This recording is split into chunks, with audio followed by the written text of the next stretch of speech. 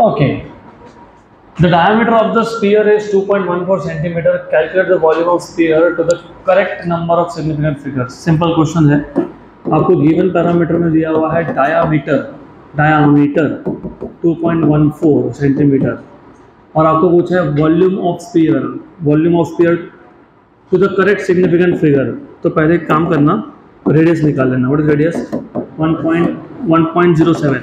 1.07 और आपको फाइंड करना है volume up to correct significant figure. Volume find करना है. What is the formula for volume of a sphere?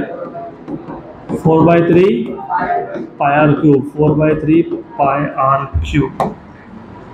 तो सिंपल है, आपको सिर्फ यहाँ पे वैल्यू सब्स्टिट्यूट करनी है. 4/3 पाई, रेडियस है 1.07 सेंटीमीटर में है ना, तो किस में कन्वर्ट करेंगे? एक काम करो, मत करो, आंसर देखो किस में दिया हुआ है. सेंटीमीटर क्यूब में तो मत करो, क्यूब कर लो. ओके. नॉर्मली जब सेंटीमीटर में दिया हो और आंसर आपको up to correct number of significant figure बोला हो तो कन्वर्ट करने की ज़रूरत नहीं होती है.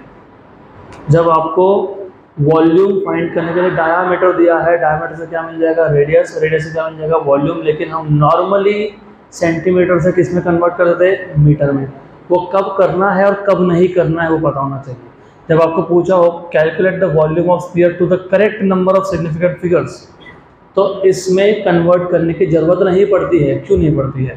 अगर मैं कन्वर्ट करता भी तो सेंटीमीटर को मीटर में कैसे कन्वर्ट करता? 10⁻². पर अभी तो बोला 10⁻². 10 का पावर सिग्निफिकेंट फिगर में कंट्रीब्यूट करता ही नहीं है. करता है क्या? तुमने बोला ना नहीं करता, तो फिर कन्वर्ट क्यों कर रहे हो? तो आंसर किस में फाइंड करोगे? सेंटीमीटर क्यूब में. अब एक रूल है. रूल ऐसा है कि मेरे पास अगर 3 नंबर है, फॉर एग्जाम्पल 1.02, एग्जाम्पल बता रहा हूँ, 2.022 और एक नंबर है 1.001. इन तीनों को मैं मल्टीप्लाई कर लेता हूँ. तो ये ए है, ये बी है, ये सी है. इनको मैं मल्टीप्लाई कर लेता हूँ. इसमें कितने सिग्निफिकेंट फिगर? 3. इसमें कितने? 4. इसमें कितने? 4. तो मल्टीप्लिकेशन करने के बाद जो भी आंसर मिलेगा उसमें सिर्फ 3 ही सिग्निफिकेंट फिगर लेने पड़ते हैं, क्योंकि 3 नंबर को मल्टीप्लाई किया तुमने तो सबसे कम किसमें थे? 3. तो मल्टीप्लाई करने के बाद कम वाला लेते हैं. तो मल्टीप्लाई करने का जो भी नंबर मिलेगा उसमें कितने सिग्निफिकेंट लोगे? कितने लोगे? 3. कितने लोगे? 3. कितने लोगे? 3. इस क्वेश्चन में 4 पाई/3 है तो कांस्टेंट है. 4 कांस्टेंट है, पाई कांस्टेंट और 3 भी कांस्टेंट है. तो सिग्निफिकेंट फिगर आ कहाँ से रहे हैं? 1.07. बराबर. तो मैं 1.07 को कितनी बार मल्टीप्लाई कर रहा हूँ? 3 बार. और इसमें कितने सिग्निफिकेंट है? 3. कितने है? 3. तो फाइनल आंसर में कितने सिग्निफिकेंट होंगे? 3. आंसर देखो क्या है? 5.13. 3 ही है ना. वो 3 क्यों लिखे पता है? क्योंकि इसमें कितने थे? 3. बराबर. वैसे पाई की वैल्यू पता है आपको? पाई की वैल्यू 3.14 लेते हो तुम, लेकिन पाई की वैल्यू 3.142 चलती जाती है. उसमें तो बहुत सारे सिग्निफिकेंट है फिर, है ना. हाँ, लेकिन मैंने अभी क्या बोला कि जब आप नंबर को मल्टीप्लाई करते हो तो कम वाले लेना. कम वाले तो कितने? 3. एक नंबर में 3 है, एक में 2 है, एक में 4 है. इन तीनों को मल्टीप्लाई कर दिया तो कितने लोगे? 2. कितने लोगे? 2. कितने लोगे?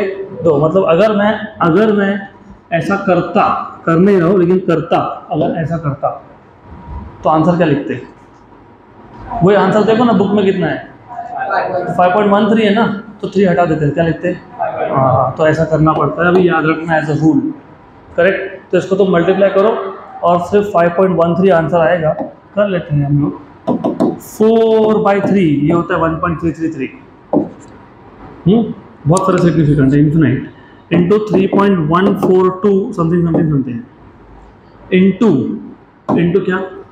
इंटू क्या?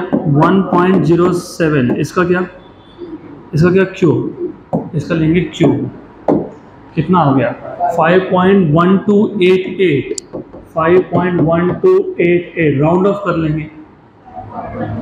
ये 5 से बड़ा है तो अगले नंबर में 1 ऐड होगा, तो 5.13 centimetre cube. That is the answer up to correct significant figures.